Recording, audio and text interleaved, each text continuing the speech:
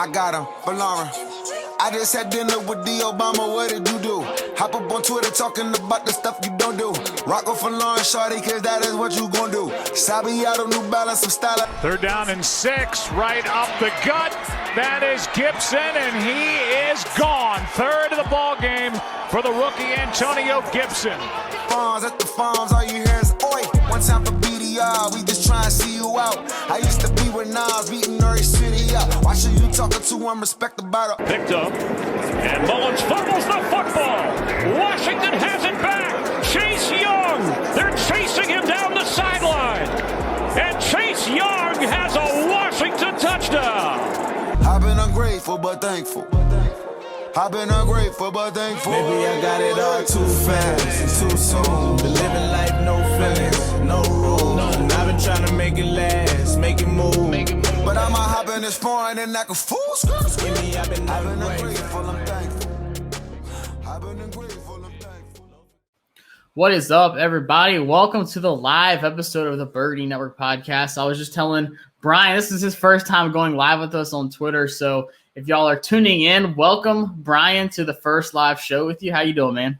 I'm good. It's good to be back. It's been a while, so why not jump in and do a live one? Live bullets. Here we go. Yeah. If we mess up, we mess up. That's the beauty of the live show.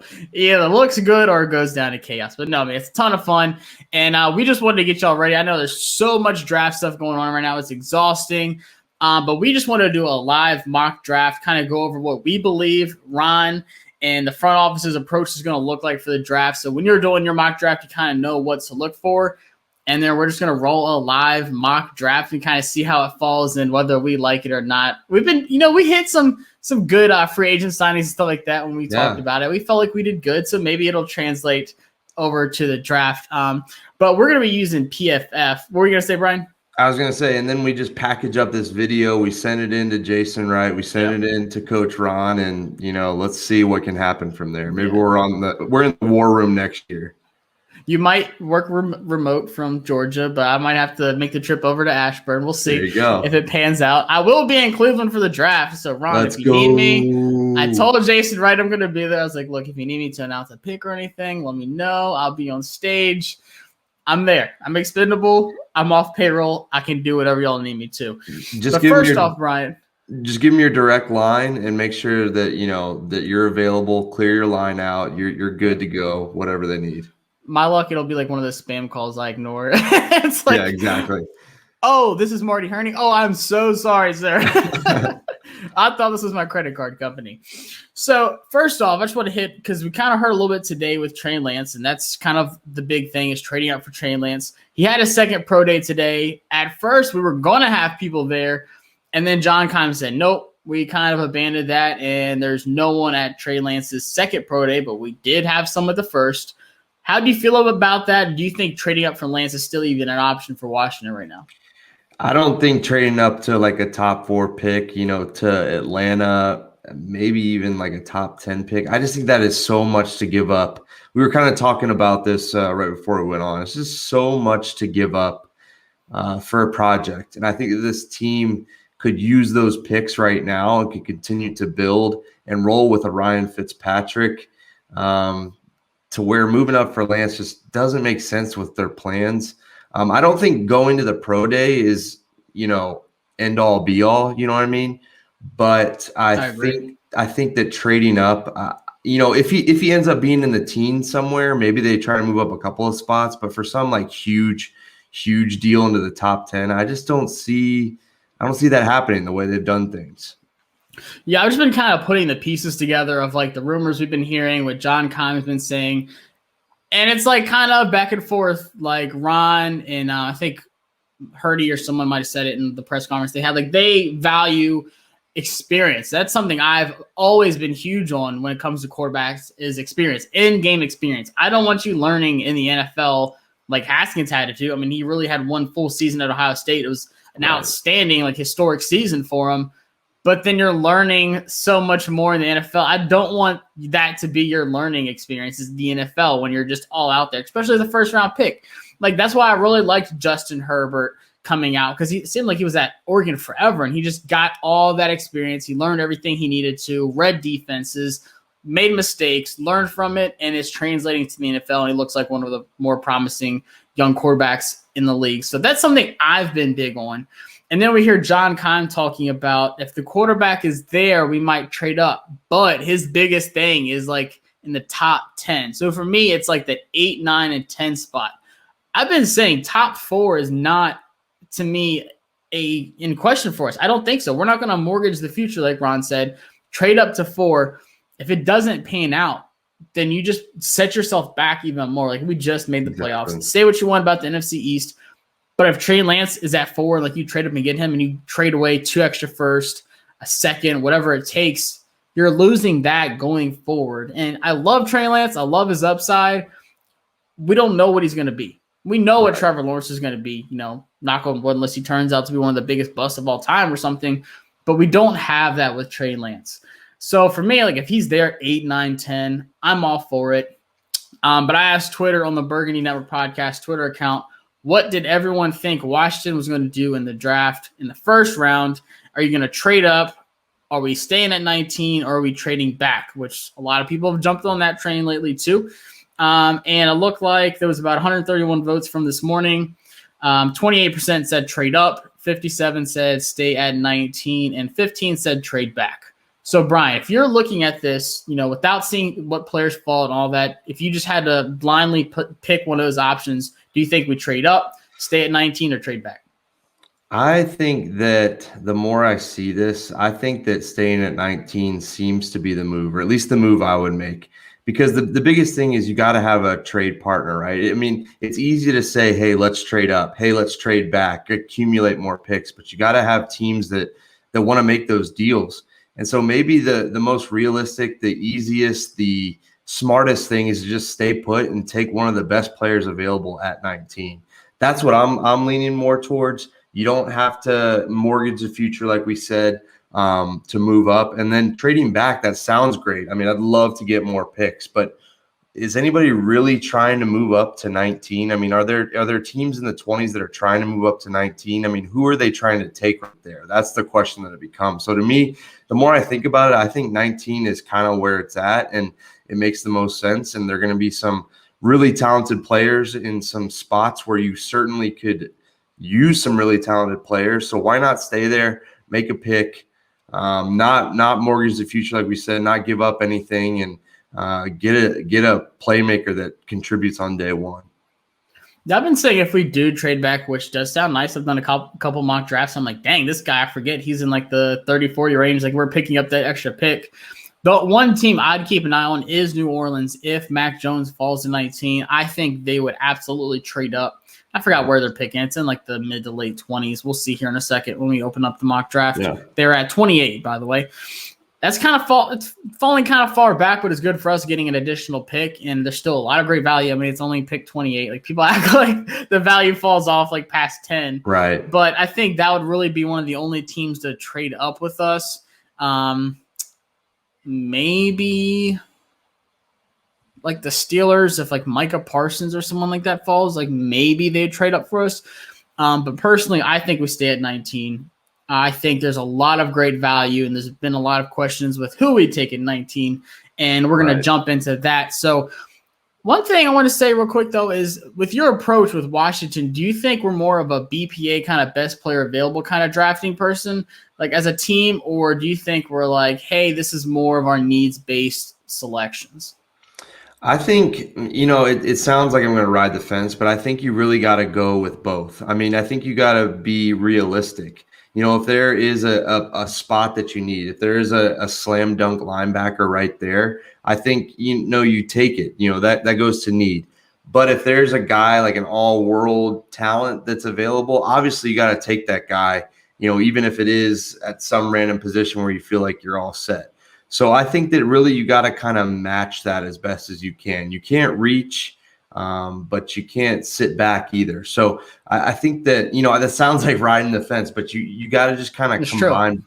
You got to combine both of them. And honestly, I kind of think that's what the 19th pick is. You're going to have some decent guys, but you also you can't reach too much knowing, that you're not picking again to the second round. You got to trust your board. That sounds like such a cliche, but you got to trust your board, and you got to take what makes the most sense there. If there's a guy that stands out to you, take him. If there's a spot there that makes sense for this team that they're really lacking, take him. And I think that at 19, you're at a good spot to be able to do that, honestly. I go back to last year. Like, was Chase Young at 2 a need? No. Was he the best player available? Absolutely. As we see, he's going to be a great player for a very long time.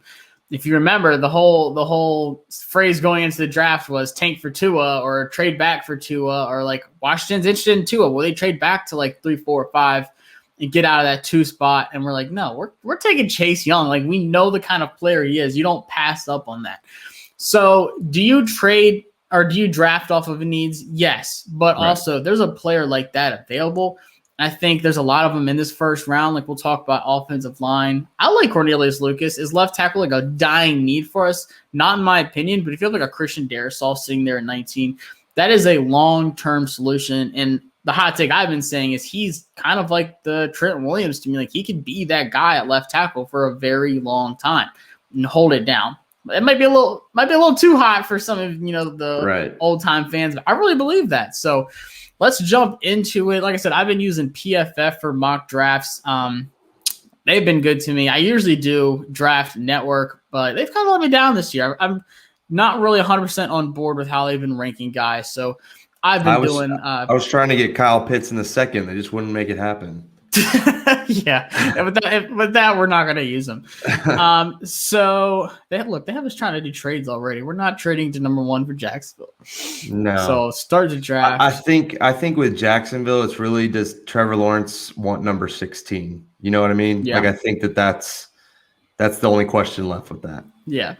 Yeah, and it's funny. Like, I was watching ESPN today, and they're like, "Oh, does Trevor Lawrence's comments about like his work ethic, does that make him fall out of number 1?" No, like, are y'all running out of that much stuff to say? It was bad. What's the Bugs Bunny? No.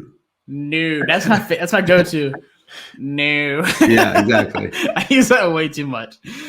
So this actually looks very realistic. Yeah. Some might disagree with some, but Trevor Lawrence 1, Zach Wilson 2, Justin Fields 3. I think that's exactly how it goes.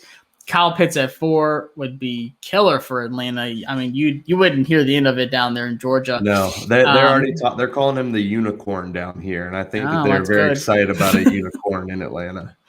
I mean, you have Julio Jones, Calvin Ridley, and then Kyle Pitts. So that if there's a way for Matt Ryan to go out swinging, that's definitely it. Devontae Smith, I feel like the Bengals would pick more of a tackle there. I might switch these two. I would agree with you, and I saw this on Twitter. You saw the Bengals came out with their new jerseys and all that. Mm-hmm. That Burrow knee looking rough, son. Yeah, in that picture you can see the scar. They absolutely need some sort of protection for that kid, or they're doing it all wrong. He was the most sacked quarterback last year, I believe, like final numbers, and he missed how many games at the end, which is terrible.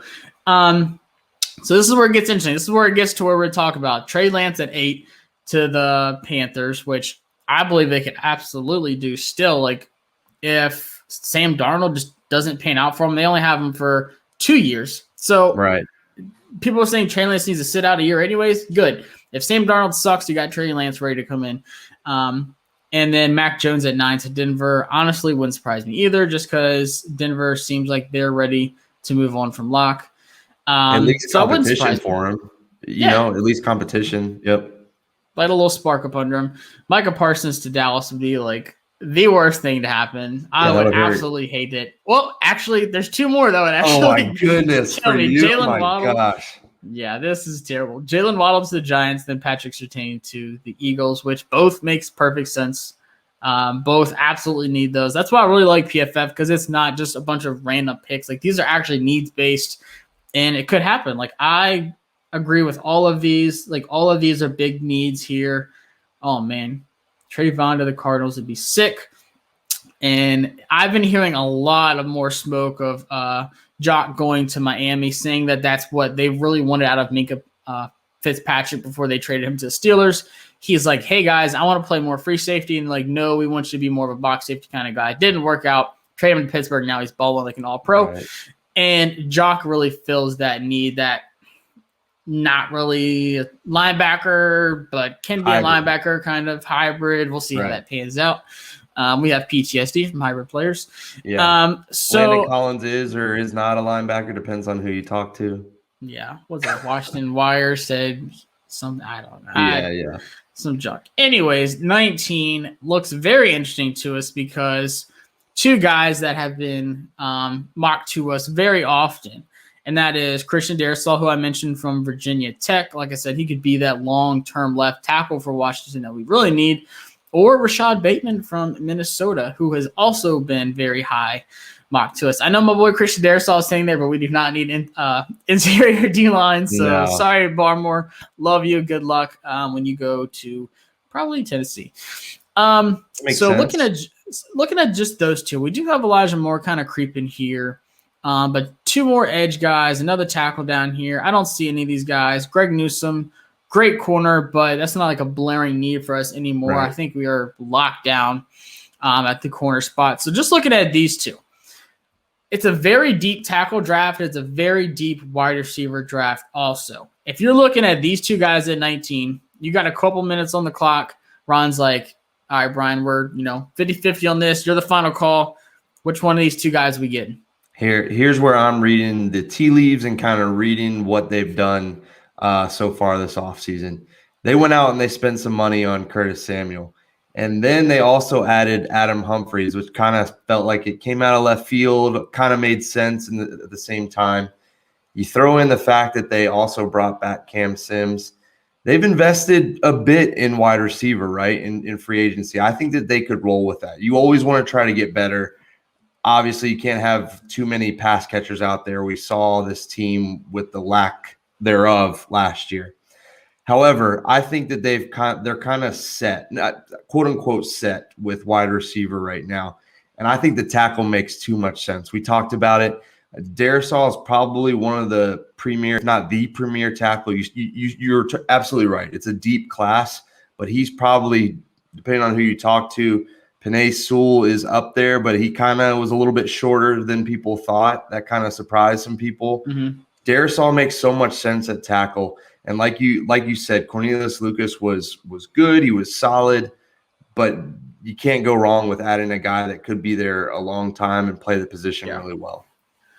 And I agree with you. Like we will absolutely draft a wide receiver. I will bet everything on it. I'll bet my next two paychecks that there'll be a wide receiver in this draft.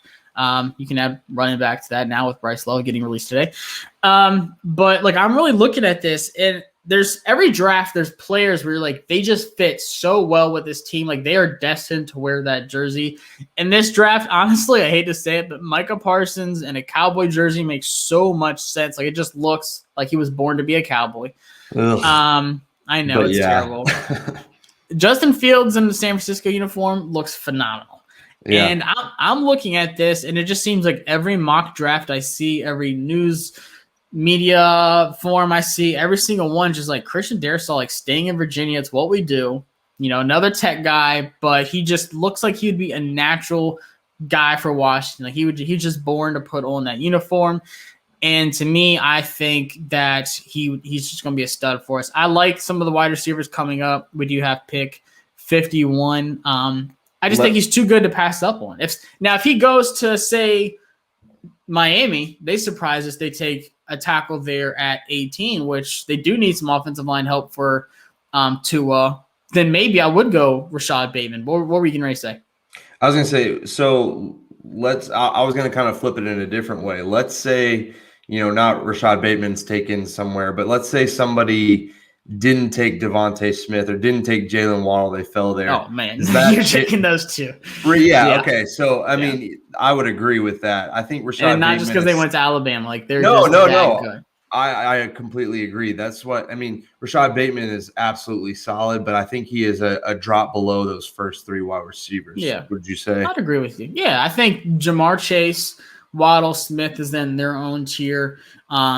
I have Rashad Bateman right there at wide receiver 4, but it is slightly below those two guys, but he's still a phenomenal pick. Like, if we pick him at 19, I'm not going to be like, man, I'm going to be like, heck yes, we have an all-out, all-around great wide receiver option that could be wide receiver 2 opposite of Terry. So I think we're unanimous. Christian Darrisaw, not a surprise. With the 19th pick in the 2021 NFL Draft, the Washington football team takes Christian Darrisaw. Yep, Virginia Tech. Exactly. Getting it ready. Jason, if you see this, we're ready. Nailed it. Nailed it. This is us practicing, okay? That was the first one ever. Oh, man, Najee Harris. Hate to see him go. Awesome. So now we are pick 51. This is where it gets tough for me because every time I mock it, I am just torn between two guys, and I know I will be again right now. So it looks like some linebackers started to fall. Zaven Collins went. All these tackles are going, so I'm glad we got ours because literally all the other tackles I like, besides Walker Little, he's still good. Let me ask you about Zaven Collins. Is he an option there at 19? I mean, I know that a linebacker is one of those glaring needs, or is that too much of a reach? Is that one of those where you can't reach at that point? Man. If he is your guy, then you draft him at 19. But I have been seeing a lot. I mean, I think this is way too low for him. 35 is ridiculous unless someone jumps him. I honestly think these rankings are very accurate, though. That's why I really do use it. I think, obviously, Michael Parsons is linebacker 1. Jock could be linebacker 2. That's fine. Then it's really just going to be what team needs linebacker. And he goes to the Falcons at 35. I feel like at 19, it would be a slight reach. And it sucks to say because that's my guy. And I have been saying if we get him at 19, I'm okay with that. And I am because I think he's that good. But I do think that is slight reach because I've been seeing late 20s for Zaven Collins. And that's okay. Like, if we don't get him, as you see right now, Jamin Davis at 41, who was probably the fastest rising guy postseason in the draft. His stock is through the roof right now after pro days. And it's not a surprise to me because Kentucky really did have such a stingy defense all season long. I mean, turnovers, stops. Like, honestly, their team sucked. Right. Let's just be honest. Their team is bad. It usually is. You know, they got some good players, Benny Snell and some other guys. But their defense was really stingy all season long, and Jamin Davis held it down. Like, I kept my eye on him. I didn't think he was going to rise this fast like he did, but still just an athletic freak. So Walker Little, we don't need tackle, obviously. Elijah Molden, I like him, but he's really not who I have my eyes on. Right now, it's these three guys, to be honest with you. Jamin Davis, Dyami Brown, who is one of the most electric wide receivers, especially downfield, deep threat-wise. I call him the dynamic Dyami Brown for a reason. There you go. And Jabril Cox, even though he's LSU, great linebacker. All three of these guys are huge value picks at 51. And not just because of the rankings. Like, I mean, you see 41, 45, and 46, and we're here picking at 51. Man, this is tough. Yeah. Now, I got to ask you, are you taking one of these linebackers right now, or are you taking a good wide receiver?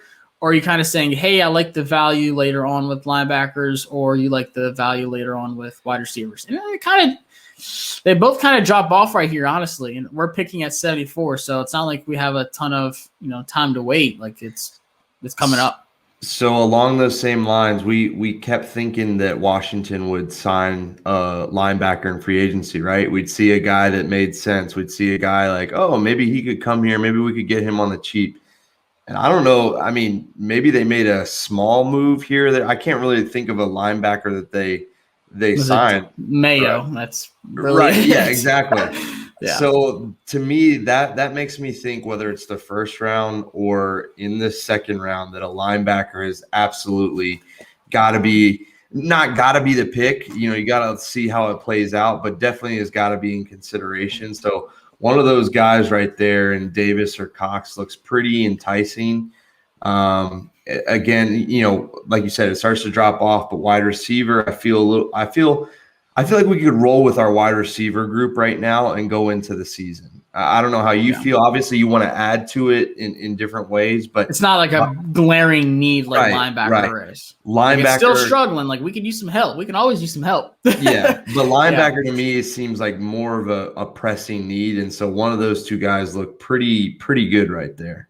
Yeah, this one's tough. But for me, I like Jamin Davis's style. Jabril Cox is phenomenal. Played at North Dakota State and transferred to LSU. People are saying, oh, let's see what he can do in the SEC, and he wreaked havoc just the same. But I'm going off of Davis. I really like his game. He does everything very well, and I just like his athletic ability. I just, based off of that alone, I think he'd be a great fit for us. Are you going against it, or how are you feeling? I like the pick there. Like you said, his name has been screaming up the charts. I went from like not hearing it at all to like, okay, who is this guy? And watch some tapes. yeah, it makes too much sense there. But like you said, both you can't really go wrong. But I think Davis is a solid pick right there. And just like that, we're Johnman. I like it. Nice. Wait, I thought I was the dad on this podcast. I mean, yeah. You got the dad jokes. That was good though. Look, I've been holding on to that one for a while. That one's been in the holster. I was like, come on, Brian. I'm ready to use it. Pick them. All right. So this is where it gets really interesting. I was doing mocks the other day, and this is where I really start to struggle. So we're at 74. A lot of safeties here. Jamar Johnson, Ardarius Washington, some corners, some guards, and then, like I said, fall off at wide receivers. A couple guys, but I feel like we'd be reaching getting those wide receivers. Right.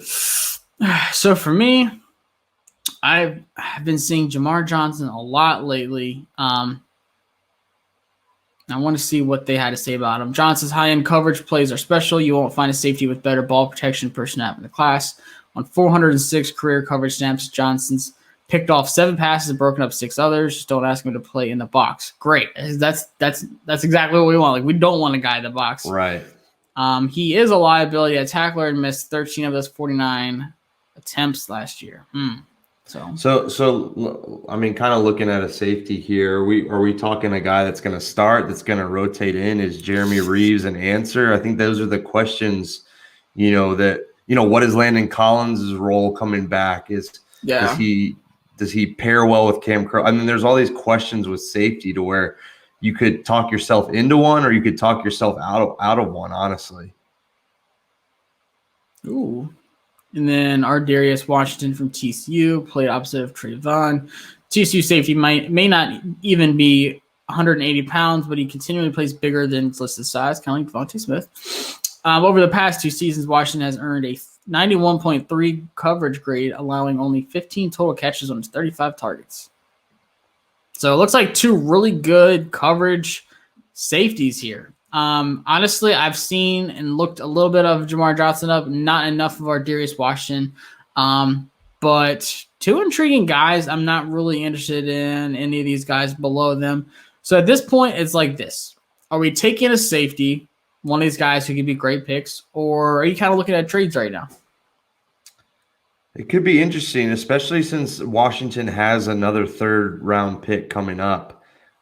Could be interesting to see what is available, move back a little bit. There's always something that could be done there. So this is what I like to see is the teams who most draft him in these mock drafts, like really other teams' needs. It looks like the Cowboys, Vikings, and Lions. Cowboys are right behind us. They'll draft whichever guys left between those 2. And then Lions and Vikings. Oof. Vikings pick at 90, but we do have pick 82, so it's not like we're jumping back a ton. So I wonder if we trade back with the Vikings, if you're up for it. See. So let's see. Look at this. This is good stuff. Oh, wait. Vikings have 78. Who did I say? Oh, 90. Oh, so they do have 78. Psh. Oh, yeah. We're trading back a couple. A couple spots. So let's take 78. We'll give you 74, who was a conditional pick anyways, with San Francisco. How greedy can we be right here? Like, what do you think they would really give us to move up 4 spots? Like, maybe 125? Is that too? Is that too good? Ah, shoot. 4 tries remaining. All right. How about 134? No, okay. Okay. Kirk Cousins is running their draft room or something. Doesn't want to help out. Maybe would they try 143 and we just keep going down the line? I mean, I know we only have a few attempts. If not, we'll 2 remaining. All right. 157. Should we give away a 7th? Why not? It's 246. Like, who cares? Oh man. Wow, they are not having it. They're gonna hate us. You know what? At this point, just give us 199. We're 4 spots. Like, oh my gosh! All right, so well, not happening. So we are picking, Vikings. They're not having it. They don't want us. Let's see. So we're gonna just draft a player then. Between Ardarius and Jamar Johnson, I'm gonna go. I've been seeing Jamar Johnson brought up. I forgot who wrote about it, but they said guys that Washington should watch. I don't know. Who are you picking? I like Jamar Johnson there. I think that makes sense. I don't know enough about Ardarius. Yeah, same. I agree. And watch, Dallas is absolutely going to pick Ardarius. No, Edge? Wow. Okay. Well, he went to Chargers soon after. And boom, we are right back at 82. And not much has changed. So, looks like... I still don't like any of these guys here. Like, this is where I'm, like, cool with trading back. I feel like any of these guys really at 82. And Josh Palmer's guy has been brought up a good bit also for wide receiver. It seems like Tennessee just doesn't ever know how to use their offensive players, like right. Especially a wide receiver. He ran mostly a vertical route tree in Tennessee's offense and rarely got targeted because of it. That's why his 475 yards this past season really didn't do him much justice. His 81% win rate was the highest of any outside receiver in 2021. Senior Bowl one-on-ones. He did look great at Senior Bowl. Like, to me, he looked like one of that possession guy I've been dying for at the wide receiver spot. So, but does it excite me though? Not really. Right. A few of these guys don't really excite me. So, I mean, here are we looking? Are we looking? You know, at this point for need? Should we maybe be looking for position wise here?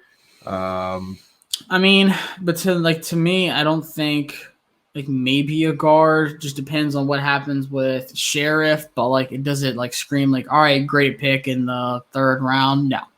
Yeah. Especially pick 19 in the 3rd round. I feel like this is where we definitely need to trade back. I feel like it's an option when we picked at 74, but I think even more so 82. Like none of these guys scream, hey, we need him. So like once again, it looks like we got a lot of corners here. Tay Gowan's a stud. Might talk to him soon. Try to see who needs a corner.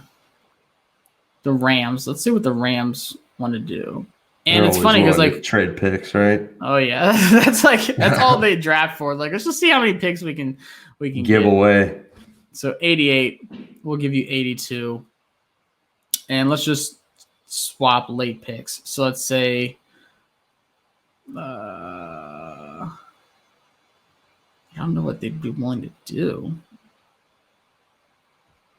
Maybe no, maybe not. I don't think so. We'll see. No, I didn't think so. How about such a big leap? They have picks later than us, though. That's what. Yeah. All right, let's just say 6th round next year. Boom. All right, pick up a 6 next year, only move back 6 spots. I'm cool with that. Let's see. Oh. Michael Carter, no! All right, so that one hurts because I really do like Michael Carter. So this is where I am looking down here. Okay, Khalil Herbert, like we just said, running back is a need now with Bryce Love being cut. Not that we really had much hopes for him.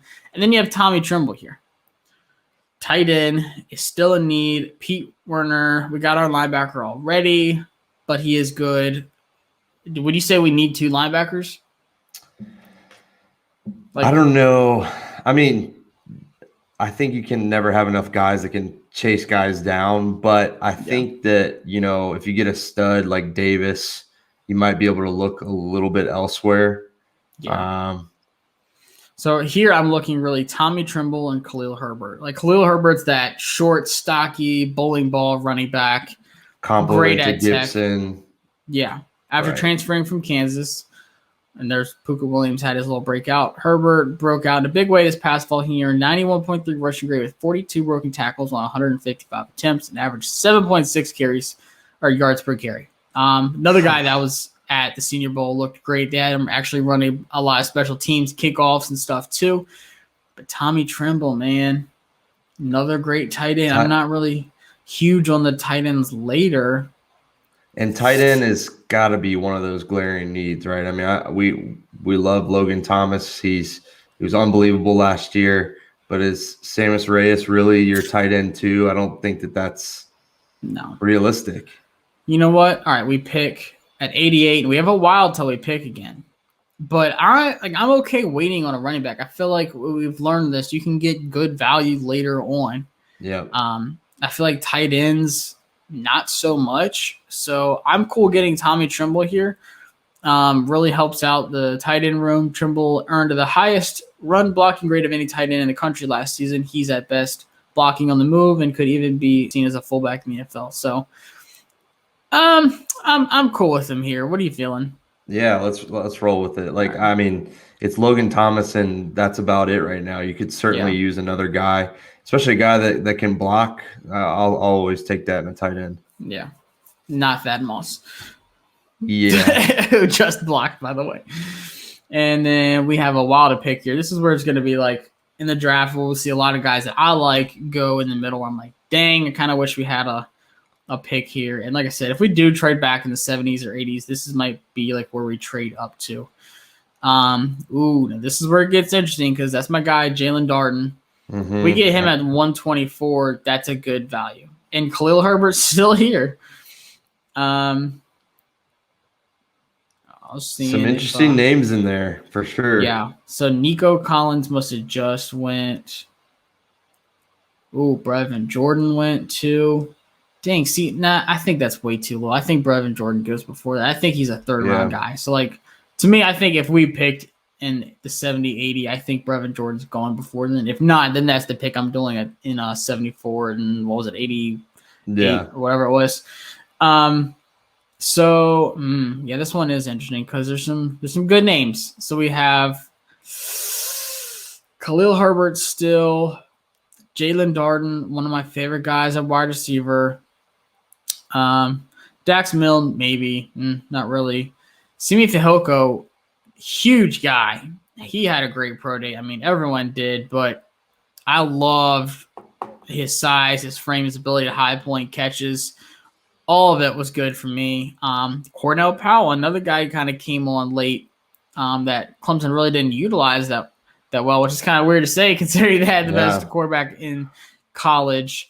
Yeah, what do you make of Powell and Rogers right there? Another Clemson receiver. Dude, Rogers is so explosive. It just seems like whenever he gets the ball, it's a big play. Like just seeing him in person when I was at the Senior Bowl, I was like, holy smokes! Like, and people were saying like he's a top slot receiver in the draft. And like I 100% agree. I don't think we need that. Yeah. You know, same with who was it? Cade Johnson, another really good slot receiver. I don't think that's a need right now. Like we have Curtis Samuel, who's going to play a lot of slot, and like I said, with Humphreys. So I want that opposite Terry guy. I want a big dude on the outside. And Jalen Darden is a slot guy mostly, but I think he will play on the outside some too. 19 touchdowns last year on 74 catches and almost 1,200 yards. How tall is that? How tall is he? Oh, he's short. He's like 5'10". And his thing has been his size. Like, and like when I've talked to him, he was 170 and he got up to like 180 for his pro day. Well, so he's gaining weight. So I feel like you automatically, like with some of these, Terry's not huge, not tall, not huge. Curtis Samuel's not like Calvin Johnson, But I feel like, I mean, the Chiefs have shown us you don't necessarily need that towering wide receiver. There's nothing wrong with building with a bunch of fast guys, like having small, fast guys out there. I'm not saying that that's the pick or anything like that, but I feel like sometimes we try to find height and don't always have to. You know what I mean? Yeah. And I agree with you. Like to me, it's if you can get that separation, that's just as good as being big and physical. Like you're just dominating in a different way. And don't get me wrong, I definitely want a Calvin Johnson or somebody that can body somebody. But yeah, if you're going fast, it's hard to cover that too. I am not too like fond of the wide receivers after these guys, so I really wanted Nico Johnson to be here. That's like the pick everyone's screaming for right now, and I 100% agree. Nico Collins would absolutely be my guy if he was here, but he's not. So I gotta ask you: is it Darden? Are we going Herbert because he fell to us? Or do you want to pull the trigger on a guy that's not as well known, but he really fits what we're looking for? And Simi Fehoko, who is a giant. I want to see what his they don't really have much about him. I just know he's huge. 6'4", 227. Yeah. Hard to pass dude. on that. Yeah.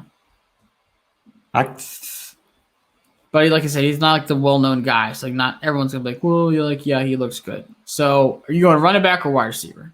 I think that here you got to go wide receiver. I think, like we said, that they're definitely going to take a wide receiver at some point, and I think you got to jump on one of these guys that have got some true talent and can make some stuff happen. You're right. It comes down to what are you looking for? Are you looking for more speed? Are you looking for a Swiss Army knife? Or are you looking for a guy that's a tower that can go get the ball like Fehoko? Yeah, and the thing is, Ron has been preaching like I want speed. I don't think you can have too much of that. So, like, what if Curtis Samuel does play more on the outside than we expect, and then you have a guy like Jalen Darden in the slot with Humphreys, or vice versa? I think you can still put Jalen Darden on the outside. Now, there are some guys late, like Austin Watkins, who I really like that can play on the outside solely. So, but it's also a risk. Like, are you going to wait until a later round, and then what if you miss on that guy? Right. You're like, oh, let's wait till the 5th or 6th. This guy's going to be here. Like, oh, I wanted to do that with Nico Collins. I'm like, oh, shoot. Like, he's drafted now. Now what do we do? Exactly. Right. So, to me, I think Jalen Darden's a great pick here, 124. It's good value. You have that speed. I mean, the production's there. 19 touchdowns on 74 catches, almost 1,200 yards with North Texas. Not the most electric, offense in the nation, but it shows he's a big-time playmaker. I like his game. We're getting Jalen Darden. Rolling with it. All right, let's see. Then we do have a little while to pick. We're starting to see all these wide receivers come off the board. We obviously see the needs there. Are we looking quarterback at any point here? Have we passed that point? What are you thinking in terms of quarterback in these mid to late rounds?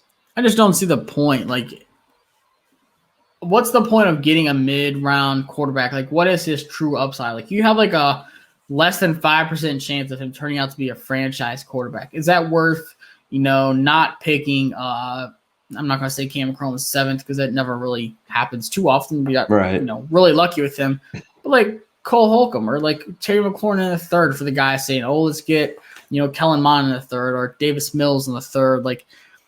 And I've been saying, like, when do you find out what those guys are? Like, in training camp, do you see enough to be like, hey, Fitzpatrick, Heineke, we're going to start Davis Mills because he looked really good in 7-on-7s in training camp.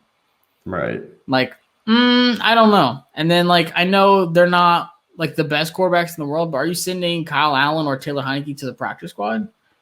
Right. No, you're absolutely right. I asked that because I've seen drafts like you mentioned Kellen Mond even going into the 2nd round. I'm the same way. I'm like, I do not want him in the 2nd. You're rolling the dice when you don't need to right now. I mean, I think you feel pretty good. You're not going to light up the world with Ryan Fitzpatrick or Taylor Heineke or Kyle Allen. But you're going to win games. Like I think you will. And rolling the dice with a guy that has some raw skill, but really, I would say underperformed more than anything in Kellen. I mean, anybody at that point has their warts. There's a reason they're not a 1st-round pick. You're absolutely right. It's such a crapshoot at that point. Do you want to take the risk there? And is it, as we're saying, is it a wasted pick? And so I'm glad. I kind of agree with you there. I think that it would have to be like some obvious value for them to make a mid-round pick, but I just don't know. I think that there are needs for this team that can be addressed to where you just kind of skip over a quarterback.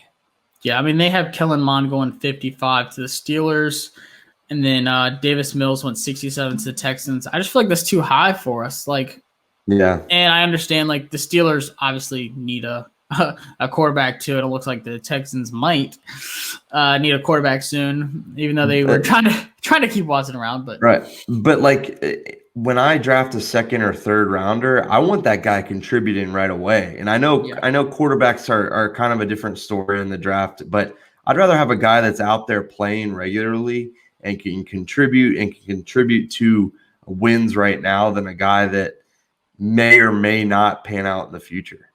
Yeah, and like we said, you're getting Jamin Davis at 51. Are you willing to give him up for a quarterback that might just sit on the bench for like 2 or 3 years? Right. That honestly, if everything goes well, you don't want them to play, right? I mean, there's not a good scenario where a mid-round quarterback would play unless it's Russ Wilson, and that's happened one time in Russell Wilson. You know, I mean, it's such a I keep saying crapshoot because it is. You never know that it's going to work out, and it might not ever work out. Yeah, I'm with you. And it's all about like your guy. Like if Trey Lance truly is our guy and he's there at 9 or 10, then you trade up and get him. Like you risk it. Not 4, but if he's like, 10 range, then it's worth it. Realistic, but like, right. Is Davis Mills our guy? People are saying he might be. Is Kellen Mond our guy? Everyone's saying he might be. I'm sure other fan bases are saying the same thing. Yeah, exactly. But to me, it's just what Ron and them really believe. Like if it's your guy, then you get him. But if they're like, hey, I like what we have, we swung on Stafford. Looks like some say we made a run on Darnold, some say we didn't. We took swings on these guys, missed out on it. It's not like we got aggressive and desperate and, invested a ton in the quarterback spot. Like, those were our guys. We missed out. So now we're kind of just like, all right, we like what we got. We like Fitzpatrick. We like Taylor Heineke, and we like Allen. Right. And I think they're 100% okay rolling with those 3 guys next season if it came down to it. I don't think they're going to be desperate and just say, well, let's draft a quarterback now because we have to. I agree. And then we are at 163. Ooh. So I want the little wrench into this one. So there are 3 guys that stand out to me that I like. Maybe even Cornell Powell if you want to double up on wide receiver. So far we got Darius Saul at 19 at left tackle, Davis at 51 at linebacker. Who do we have? Jamar Johnson at safety at 74, Trimble at 88 for the tight end spot, and then Darden at 124 for wide receiver. Still need a running back. Chris Evans has been an interesting name out of Michigan. Could be another little running back 2 guy for Gibson. David Moore, one of my favorite guys I talked to on the podcast, small school guy, higher than a lot of people are saying. Like, people are saying this guy is the real deal, and he absolutely is. Out of Grambling State, if Sheriff isn't here for a long term, David Moore could be the guy that comes in and fills in that need. Like he is that good. He is phenomenal, and he has ties to Doug Williams because he went to Grambling and they talk like regularly. And then you have Poker Williams, another running back out of Kansas, quick, fast guy, could be another running back too. So how are you feeling about this, and what are you seeing with these guys left? I don't see anything wrong with going any which one of those ways. The one thing I think about with wide receiver, I know that Washington needs a wide receiver. I mean, like we've been saying, you can't have too many, but we also have. Are we giving up on AGG? I mean, and then there's Kelvin Harmon. I mean, there are some guys also that you could almost view as kind of late round draft picks if they pan out. I don't know how you feel about those guys, but those are kind of in the back of my mind. So I wonder maybe if we lay off the wide receiver and look elsewhere. Yeah, I think we just take one. And that's the hard thing. It's like, how much faith do they have in Kelvin Harmon and AGG still? Like, do we take a wide receiver at 19 like Bateman?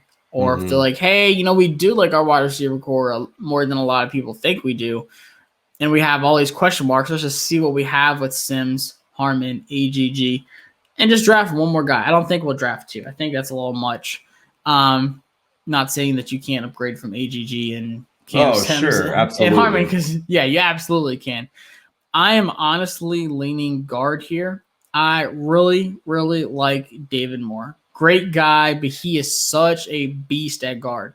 Well, we've seen Sheriff get hurt so many times. And how many times have we seen this team connect dots and go back to relationships? And you're absolutely right. The relationship with Doug Williams, similar to Darisaw being a DMV guy. I mean, it makes a lot of sense. There's a lot of smoke there. So, maybe there's a fire there too. So that makes a whole lot of sense. And you're right. If Sheriff doesn't work out, you've got a guy that you think has some potential upside. If for whatever reason, I don't think they do personally get a long-term deal done, but if they do, you only quote unquote only took a 5th round pick on a guy, and that's not too high of a pick. So I think it makes a lot of sense, and you can never have too many maulers on the offensive line. And like if we do lose Sheriff next season, like we might get a conditional pick out of that. So like you're essentially possibly getting David Moore for free if you really think about it that way. Yeah. And he could absolutely pan out for you. I think this guy is going to go higher than 163 if I'm being honest with you. So him at that is great value. Like this guy, watch his tapes. He finishes every block. Like if he puts you on the ground, like he's not done with you. He's gonna wait for you to get back up and then slam you on the ground again. Saw that over and over. He was named one of the best guards at Senior Bowl by all of his teammates. David Moore, welcome to Washington. Linked Let's up. Go. Yep, like I said, we got that connection, and he spoke very high of Doug Williams when I talked to him, just saying like how special that moment was for him. I know he would love to be in Washington. Not only just because of Doug Williams, but because we got a great fan base. People want to play here now, Brian. Like this isn't the old. I mean, we say that, but I mean, maybe kind of tongue in cheek, but I think we're getting to that point to where Ron Rivera is building. I mean, Jason. I mean, all these names are just doing the right thing, and they continue to do the right things. That I really think it could be a destination soon. And I mean, we saw William Jackson III. Like they really said, like, why did you pick Washington over all these other teams? He's like, you see that defense? Like, I want to be a part of that. Like, it's just they're definitely building something special. So we're seeing that effect.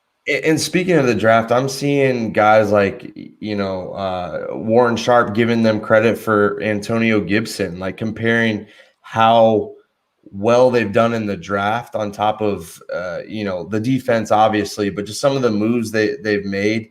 And it's not just like on paper. These guys have already panned out in the 1 year that Ron Rivera's been here. And I think that another strong draft and, if they're fighting for a division again this year, it could be something serious. So anyway, back to the draft. Yeah. No, I 100% agree with you. I think we showed last year that we can draft really well. And I think, a lot of people were like jumping off the bridge when we lost Kyle Smith, but I feel better now about, the team we have coming in. How everyone is on the same page. That's the one thing we kept hearing. Hurney, Martin Mayhew, Ron Rivera, all three on the same page, and how key that was. It sounds like Dan Snyder's keeping his nose out of it, as he should. So I have high hopes. Now, here we have 2 picks in the draft, 244 and 246. I'm not overlooking these picks at all. I'm actually really hyped, and I keep drafting my guy here. I'm not going to show him yet. I keep talking about him. I feel really good about him. He is such a sleeper pick. He has Cam Curl potential in the 7th round. Write it down. I'm sticking to this. I promise you. Well, I'm gonna get him first. Let me. Oh yeah, nice. Okay. But no, I agree. This is now after last year. This becomes the Cam Curl, theory, syndrome, whatever you cannot overlook these guys because you might be passing up on a guy that could be an absolute game changer for your team. And so, these are huge picks and not something to just throw away at all. So I'm curious to see where you're going here, who your guy is. All right. So these last 2 picks, I'm taking one as depth, or I guess they're technically 2 depth guys. Okay. We talked about the running backs. I think Jamar Jefferson's a good pick. I think he's good late round value. Javian Hawkins, another guy. Honestly, don't know much about Kene out of Iowa State, so I'm not going to talk about him. But I like Hawkins, and I like Jamar Jefferson. Honestly, right here, I might go Jamar Jefferson at running back. Let me just see if there's any other ones that kind of snuck down that I know of. Look at this. These guys are potentially going undrafted. Quentin Morris, great tight end. Trey McKitty, another great tight end. So who knows? I mean, we're good at like signing undrafted guys. Riley Cole, another good player that might go undrafted. I'm just looking at these guys. It's always interesting. Darren Hall, another guy that we've had talks with at corner. So first pick, I don't want to miss on my guy. Like, I know there's literally just one team between us, but my luck, he's going to go to the Steelers. So out of Coastal Carolina, Teron Jackson, Sean's up, not just because he went to Coastal. This guy is the truth. I think our depth at edge is a bigger need that people are talking about. If Chase Young goes down, knock on wood, Sweat goes down, Chase Young goes down, we might get Kerrigan back. It's a little awkward right now because he went on these visits and we haven't heard anything yet. But I feel like depth at edge is such a need for us. And this guy's a beast, fast off the edge. People said he was a little bit smaller. He's put on some weight. Oh man, they have him mostly drafted by the Cowboys and the Eagles. I hope not. Go ahead. Yeah, I was gonna say, if you lose a guy, God forbid, Casey Toohill, are we really relying on him to be our and Jason Smith-Williams? Like we saw a little bit out of him, but like, are we gonna start him? It's good. The more, the better. Like in my opinion. So yeah, I love Teron Jackson. Literally every single mock draft I do, he's on there. He was at the Senior Bowl too. Coastal ball out this season, flat out, just a bunch of dogs on defense. He was one of them. Love his game. Can't talk about it enough. But if I had to let out some homer in me, Patrick Jones second, another great edge pick that could be some depth. So I feel like those are two late round guys that could possibly be gems. Like I used to overlook them in the past, but like I'm done with that. Like there is some good value out there. Thank you. The Cam Curl theory. Yeah. The Cam Curl effect. He's opened my eyes. Yeah. And then I'm going Jamar Jefferson here, running back. Like we said, we do need one more running back. Do we, possibly sign a guy afterwards, like when it's all said and done, undrafted free agent? But those aren't all guarantees. You've got Rakeem Boyd, another big name running back, Larry Roundtree, guys that could go undrafted. But I like Jamar Jefferson. I think he's a good complement to Antonio Gibson. And then you just let J.D. McKissick be that running back 3 offensive weapon. Wide receiver every now and then. Yeah, second most targets in the league for a running back last season. So and I think that this team, obviously we're biased and we look into them more than anybody. But I mean, they've used some late round picks on running backs that have worked out. I mean, Alfred Morris, Chris Thompson was a 5th round pick. I mean, Antonio Gibson, 3rd round. I mean, that's a little bit higher, but you're absolutely right. I think that you can find some value. And especially at running back, we see how often they churn guys out in the NFL to where it doesn't hurt to take a guy late and have fresh legs and have another guy available. And a lot of with running backs, it's the system. And I think that Scott Turner's system, I think down the stretch, I think maybe we were unsure, but I think it works. And I think in the right system, a running back can really thrive there and multiple running backs can thrive there. So that makes a lot of sense. Yeah, and we saw Gibson go down with the turf toe, and it was given Peyton Barber more carries than I was comfortable with. So it's just like if we can just 1.7 yards per carry or whatever it was. Yeah, it's pretty bad. And I know we got Lamar Miller. Like this isn't Lamar Miller on the Texans like 5 years ago. That's more of a vet, guy that could bring up, Gibson as he's going into his second season as an actual running back, and then bring in a guy, like I said, late round guy, or I just don't see us drafting one in a 3rd again. Like I feel like that's too high. No. I feel like it's just all about late round value for running backs. That's what you do. You just draft one every 2 or 3 years. Don't pay him a lot of money unless he turns out to be like Derrick Henry, who I don't see slowing down anytime soon. But anyways, so looking at the draft, I love it. Christian Darrisaw, that long-term tackle for us, holding it down. Jamin Davis, you feel good about his fit at linebacker for us?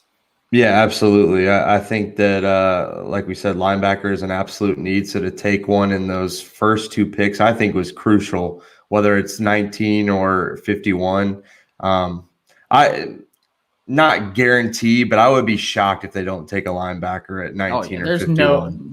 There's no way we I don't those top guys. Yeah, I don't know how you get over that. And so we got one of them, so it absolutely makes sense, and he can make plays behind you got to think that a linebacker's got to love the chance to play behind that front four. It's got to be so much easier than going It's the somewhere else. easiest job in the NFL. Go behind that D line. Yeah, so I love it. And just kind of looking through it all, I feel like we've kind of hit in a bunch of different areas. Guys that can contribute offense and defense. I think it's a real solid draft.